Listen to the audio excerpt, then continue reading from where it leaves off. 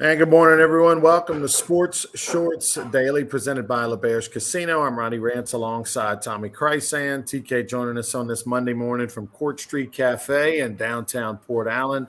And I'm from the Louisiana Sports Hall of Fame studios. Today on Sports Shorts Daily, we're going to talk a little LSU baseball as the Tigers remain number one in the country. According to D1 Baseball, number one, they sweep Ole Miss. They do it in dramatic fashion on Sunday. A pinch hit, 3-run homer, down 2 in the top of the ninth. Unbelievable. The young, not young, Hayden Travinski, who's been there a long time, third-string catcher, probably third-string or fourth-string DH, comes off the bench, gets his first homer of the year, and the Tigers escape Oxford with a sweep. They are now right in the thick of things as far as trying to win the SEC championship overall title. They're currently third in the standings behind Arkansas and South Carolina. We'll talk about LSU baseball. They're back in action on Tuesday against Nichols. LSU football, spring game in effect. It went well for the quarterbacks. That's what everybody wanted to see. How did Jaden Daniels look? How did Nussmeier look? Both quarterbacks threw for over 100 yards. Jaden Daniels had about 3 more opportunities. He was 10 of 11 for 180 yards passing, where Nussmeier was 5 of 8 for 139-yard passing. Both quarterbacks looked crisp. There were a number of players that did not play in this game due to nagging injuries. So, not to take any chances, LSU held out some folks in the spring game. But according to folks that watch spring games and cover a lot of spring games, this was a well-done, crisp, well-played spring game. The Tigers came out healthy, no injuries to speak of notably during the game. Brian Kelly last night had an NIL fundraiser dinner at Supper Club, trying to raise money for the Bayou group. That basically the money that goes into that pot gets split up amongst the team. They raised over $500,000 last night at the event alone. The PGA wrapped up at the Zurich Classic, wound up having great weather. They had a few hours on Friday, about half a day on Friday. The weather wasn't good. Other than that, they were able to get it in. Minus 30 was the winning score. The team of Bo Hosler, and Wyndham Clark. That's the runner. They were the runner-ups. What's that? That's the runner-ups.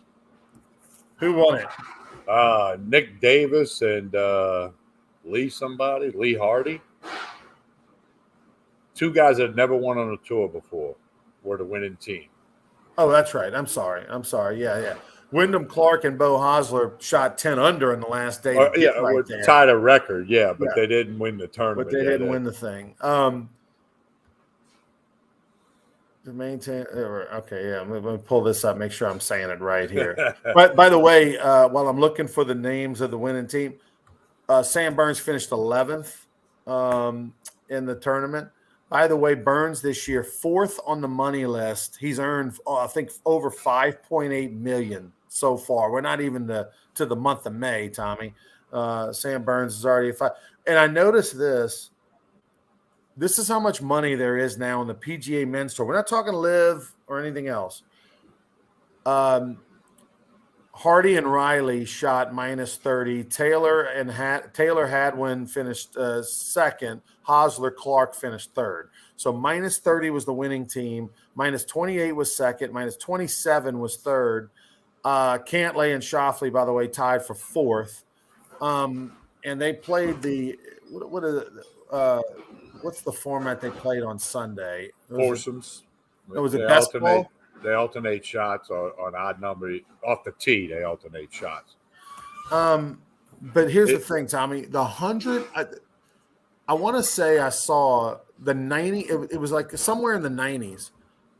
If you were the 91st or 92nd golfer on the money list this year, how much do you think? We're not to May yet. We played 4 months of golf. How much money do you think the 90th golfer in the world is making right now that made this year? Because you asked me the question, I'm going to say $1 million. Yeah. Can you believe that? The 92nd place golfer, and we're not even to June, has already earned $1 million on the tour this year. And, it's people you never even heard of. Yeah, no, it's money, money, money. And now, Ronnie, ready for this? I was early this morning. The Live Golf is contemplating starting a women's tour to compete with the LPGA. Now, it's I mean, very much in the infancy stage. Okay, it could be a couple years away, but it got mentioned, and the fact that it got mentioned, then it becomes a story because of the whole Live Golf. Now, some interesting stuff with Greg Norman over the weekend, saying that he's got plenty of guys getting ready to join the Live Tour, and you'll be surprised at the names. So he Okay. was asked, okay, you're not going to say the names, but how many people and when are we going to hear it? He didn't have an answer. Right. So I think he was full of crap, to be honest with you. So the Live Tour was in Australia over the weekend, and they had giant crowds. This was by far the biggest event that Live has put on in their 2 years, a year and a half being around. Um, Though it was absolutely crazy.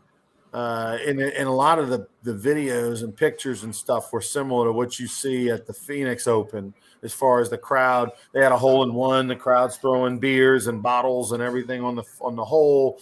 They were raucous, yelling, screaming. The players were, running around, pumping their fists, getting excited. It was really cool. It was Adelaide, Australia, was where the event was, and they saw the biggest crowds and interest in the 12 events that Liv has played so far across the 2 seasons. And um, Well, I would say there's not a lot of competition for pro golf in Australia. You got the Australian Open, and I know there's an Australian tour, but nobody knows anything about it or any of the golfers. So, it was again. I know you're more of a live golf fan than I, but we'll see how it plays. Like the famous Ron 13. Let it play out. by the way, Cam Smith, the Australian, he won the event. Oh, okay. All right, so getting back to the Zurich for a minute, they last year they earned they netted $3 million in charity to 50, 60 kids charities across Louisiana. I'm sure they did that and then some this year. Fantastic event. Congratulations to the Four Kids Foundation, Brian Sheremy, everybody down there that does an amazing job. By the way, this year was not on Jazz Fest weekend. And traditionally, it's always been on Jazz Fest. Jazz Fest starts this weekend coming up. They moved it up a week earlier. I kind of like it. You don't want everything to happen on the same weekend. It gives you an opportunity to have lots of multiple events to go to. And the weather was a little bit cooler. I don't know if that, that's luck of the draw, but a little bit cooler moving up a week. Well, I think not being the same weekend of Jazz Fest is a plus for both. Not as more people go to Jazz Fest than the golf tournament. I don't know. Maybe it's close. No, but, they do. But, More people go to Jazz Fest. But the weather Saturday and Sunday, the golf tournament, I talked to somebody that went down there for a little while on Sunday, said it was very crowded. The weather was nice. Wasn't too hot. Had a nice breeze blowing, the whole bit. So, that was good for the Zurich Classic. And it's a popular event because it's the only PGA Tour event with that format. So that kind of sticks New Orleans out front a little bit. And TPC of Louisiana is a great golf course. So we'll just have to see. Yeah, the team event is why the players are coming and they like it. It's an opportunity for them to play with their friends or just change it up a little bit. It's just, golf and tennis are individual sports. And so when you get a chance to be on a team, that's why the Ryder Cup is so successful. And the guys love that kind of stuff. Is, you're pulling for somebody and you're part of a team. You got somebody to pick you up when you hit a bad shot, or it means more. And so that's why this event was a brilliant idea for them to change to this format, because the Zurich was just kind of looked at as a mediocre tour event, whatever. And now it's probably a top 10 tour event for these players. If you polled them and asked them. LSU baseball, they find themselves number one in the country, Tommy. And I said last week they needed to sweep Ole Miss to stay in that spot. But a lot of things happened over the weekend. LSU's number one. Wake Forest is, I'll give you the top five. Wake Forest is number two. South Carolina, who, of course, split with LSU in their series, is number three. Florida is fourth in the country. Vanderbilt is fifth. By the way, Vandy, who was 13-2 and red hot through their first 15 games in league play, gets swept on the road at Tennessee. their in-state rival, and Tennessee, who is left for dead at 5-10 in the SEC, is now back to life. They're 8-10. They sweep Vandy at home. They're right back in it. They feel good about themselves, and they're up to 24th in the latest poll, are the Volunteers. Ronnie, Florida, Arkansas, and Vandy all got swept this weekend. Yeah. I mean, that's 3 top 5 teams that didn't lose the series, got swept. And we know how hard it is to sweep. LSU finally got their first sweep on the 6th SEC weekend. So, man, craziness in college baseball this weekend. Yeah, Vandy is ranked 5th. Arkansas, who you mentioned, is ranked 7th. Kentucky, LSU beat last time at home, is ranked 15th. Tennessee, 24th. Here's the thing. What you just said, Tommy, is why what LSU has done is so impressive. People say, well, wait a minute. They're, going into this past weekend, they had the 5th best record in the SEC. Now they have the 3rd best record in the SEC after sweeping Ole Miss. And they're saying, well, how can you be number 1 in the country when you're the 5th best record in the SEC through halfway through the season? It's because they have not lost a series, and obviously they maintain that. They've now won 6 series in a row. And in this league, you see how hard that is to do. It's the only team in the league that's done that. And even teams that are ranked in the top 10 have been swept this year. And so that's what makes things so impressive for LSU. Tigers are back in action against Nichols. Now, Jay Johnson plays things close to the vest. His dad was a high school football coach, and so therefore he takes that secretive measure where he's not going to let you know and tell you about injuries, and he thinks it matters to hold it from the other team. Tommy Tanks left after 1 at-bat on Sunday. He swung and struck out on a ball off the plate. They pulled him, so clearly his shoulder popped out. Something happened. And we have not heard what that is. Today, we'll have a press conference at 12:30 where Jay Johnson, I'm sure, will be asked about that. Curious to see what his response is. But that is definitely something to watch in a big way. It's more curious to see if he's in the lineup tomorrow night, because if he's not, then, that would tell you it's more than a little something. And then, of course, or do you just save him for the weekend when Alabama comes to town for a Friday, Saturday, Sunday series? So you're right, man. 12:30 press conference. I don't know if we'll get any info or not. But, we'll see. The thing about it is that he has had his shoulder. Remember the first game of the year, sliding back to first base, shoulder popped out. He was out, missed 3 games, came back the next week. He did that same thing in the fall once or twice. So did he feel something and it was a precaution, or did it happen? And if it did happen, then you're probably looking at they're holding him out till the weekend at least. That happened to Dugas, last week when he dove for the ball. They held him out for a week. So obviously not the worst thing. If White's not 100%, you hold him out against Nichols and you give somebody else a chance to get some at-bats, probably and mainly Hayden Travinski, I would think. But you play, Joe Bear at third or something. But still, that's scary. And, and at some point, if your shoulder keeps popping out or separate, then you got to have surgery to tighten it. And then, when that happens, do you lose some flexibility? Who knows? But they're going to be ultra cautious with him. But Dylan Cruz, Tommy, there's just not enough bouquets to throw his way. We're watching the game the other day when he hit the 2-run homer, then the grand slam. It's a story when he doesn't get a hit. That's when you got to go, hey, wait a minute, Cruz just batted and he's going back to the dugout, or he grounded out or whatever. But, man, it's just, hey, you said this a couple weeks ago. LSU fans, get to the park, watch Dylan Cruz play, watch Paul Skeens pitch, watch the rest of this team. Especially with Cruz and Skeens, you're seeing what might go down as 2 of the best single-season performances in the history of LSU baseball, and there's a long list of great performances. This LSU baseball team, the biggest thing that happened this weekend was not Dylan Cruz, because we knew that that's who he is. It's just, you better enjoy it while you can. You're not going to maybe ever see it again. People like Dylan Cruz and Todd Walker and Eddie Furness, they happen every 30 years, But Ty Floyd, to me, was the biggest thing that happened this weekend. He pitched into the 9th inning. They probably could have let him finish it. He went 8 1/3. He had 111 pitches. In this day and age, 111 is like 200. They pull you when he could have easily thrown 120, 125, finished the game. But hey, they wanted to get him out, let him get his ovation, not overextend him, let Ackenhausen, get some work. He hadn't pitched in 3 weeks. So all that accomplished. But Ty Floyd's pitching into the ninth. And now I don't know if he's going to duplicate this again or anything like that. But Tommy was so impressive. Dude was throwing 96 miles an hour on his 100th, 11th pitch.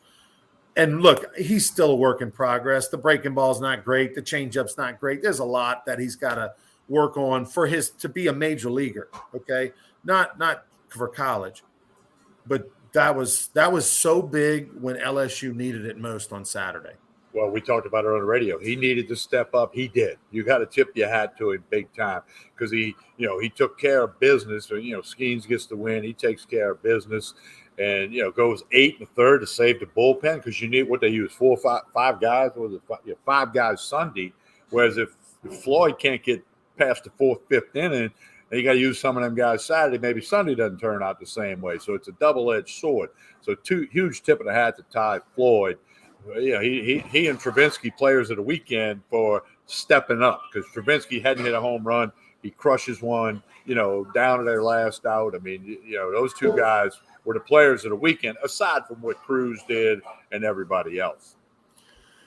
Great for Hayden Travinsky. Great moment for him. I was surprised they gave him a start on Saturday. Obviously, that tells you, Neal's been banged up, and they've kind of kept it a secret what all his injuries are. He's been out for a couple of weeks, the freshman catcher. Milazzo's obviously a tremendous backup. I mean, he'd be a starter on 90% of the teams around the country. And so they gave him a day off on Saturday. I don't know if he was nicked up or something. They wanted to get Travinsky in there. Felt like, it was a good chance for him. And Hayden Travinsky rewarded him. Had a couple hits on Saturday or whatever, did well. And then on Sunday, comes in off the bench and with 2 strikes, 2 outs in the ninth, hits a 3-run yaya. And for the young man from Airline High School in Shreveport, the same high school that Todd Walker attended, it was an unbelievable moment. And I questioned why he came back this year because I knew that, you're not going to play. You're not going to play in front of Neal. You're not going to play in front of Milazzo or maybe even other transfer type catchers.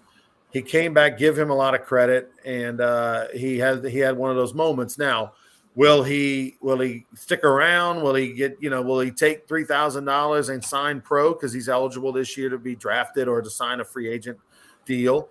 Or will he decide to transfer now? Because if he stays, he's going to be in the same boat next year behind Neal and Milazzo. But unbelievable moment. And quite frankly, Tommy, if LSU ends up winning the SEC championship this year, it's probably going to be by half a game or 1 game, and that game's the difference. Yeah, he stepped up. LSU's got a history of players stepping up that, maybe didn't have good numbers or whatever. So he kind of put himself into that conversation, especially if things go well going forward. Here's my question for you, Ronnie. I wouldn't be surprised to see him catch tomorrow night against Nichols. Kind of a little thing like, okay, you came in and pinch hit, you hit the big bomb, you basically got us a W. Gavin Guidry saved it, and that's a plus. So, I don't know. He might catch against Nichols tomorrow night. We'll see. Yeah, I'm thinking more. Yeah, maybe, or at least chop it. I don't know. The thing about the catching deal is, these guys at most play 4 games a week. At this point in the season, you're not playing any two-game weeks for LSU. So you're playing at least, 4 games in 7 days. As a catcher, you can catch 4 games in 7 days. That's not a big deal. But do they reward him in that way and catch him, or do you put him as the DH? If White is not in the lineup, maybe he's right. The DH. You say, Joe Baird go take some more hats in the outfield. Yeah, you could. But Belosso's hit. Hey, look. We knew this was going to be a nice problem for Jay Johnson going into the season, the depth of this team, and particularly at certain positions. Like you got a lot of DHs, a lot of first basemen and that kind of thing, even outfielders. Where you're short for LSU is really middle infielders. You got Napolt and you got Dugas and you have Thompson. That's really I mean, Merrifield can play it, but I mean, he's more of a third baseman. He can play second base. You don't have that you don't have a lot of fast little infielders, but that and look, by the way, we keep talking. I mention this every once a month. There's no Paul Skeens in this lineup. I just wonder, and I'm going to try to ask him when I go down to the dugout. I'm doing the game tomorrow night, and I'm going to do the Saturday Sunday game on TV for this weekend as well for LSU. If I'm going to try to see him tomorrow, if not, I'll catch him on the weekend. But I'm going to try to grab Paul Skeens and ask him, like, is there what? How did that conversation go down? Are you okay with not hitting? Have you been lobbying during the year? Do you, where are we on that? Because I mean, literally, he was the best hitter for Air Force a year ago. He was probably the third best hitter in the fall for LSU baseball. And in my opinion, he is a major league prospect as a hitter. Imagine this lineup with him in it, Tommy, or the ability for him to even pinch hit. I'm just surprised they don't even let him like have a few at bats to where that could even be an option in the latter part of the year to put him in there a little bit more. But that's the new world we live in, where people look. And I've talked to some scouts that actually are surprised about that as well, Tommy, because you're looking at Shohei Ohtani. Obviously, he won the John Olerud Award. There's another guy who was a two-way player. But Ohtani is now the best player in baseball. It's okay to be a two-way player in baseball. Just look at Ohtani, and yet here you have a guy who has a chance to be that same guy, and you don't let him hit. I can't get over that one. It's a weird one. Well, hopefully you can get some info on that. That'll be. Yeah. I hope you can, and then we can talk about it. All right, tell us about Court Street Cafe over in Port Allen. Breakfast, lunch, dinner, 7 days a week, just Sunday brunch. But the other 6 days, breakfast, lunch, dinner, lunch specials, dinner specials, full service Bahar. That's right behind me here. Live music on Saturday nights, steak night on Saturday, crawfish. Coming soon, Dungeness Crab Night. That'll start on a couple Fridays. Best way to do it is connect on Facebook and Instagram. They do a great job of posting all the info for you. 805 Court Street in Port Allen, just a couple of minutes over the Mississippi River Bridge. Jason and the staff do a great job. Check them out. All right, he's Tommy. I'm Ronnie. Thanks for watching Sports Shorts Daily. Be back with you on Wednesday morning. Don't forget the Baton Rouge Rougarou Golf Tournament is next Monday, May 1st. We still have about 4 teams left. We also have a few individual spots. Go to brrougarou.com, Come join us. It's going to be a lot of fun, a lot of great food and drink, raising money for a good cause. So come on out there next Monday at May 1st, Greystone Golf and Country Club in Denham Springs. Hit us up online. We'll see you on Wednesday, everybody. Have a good one.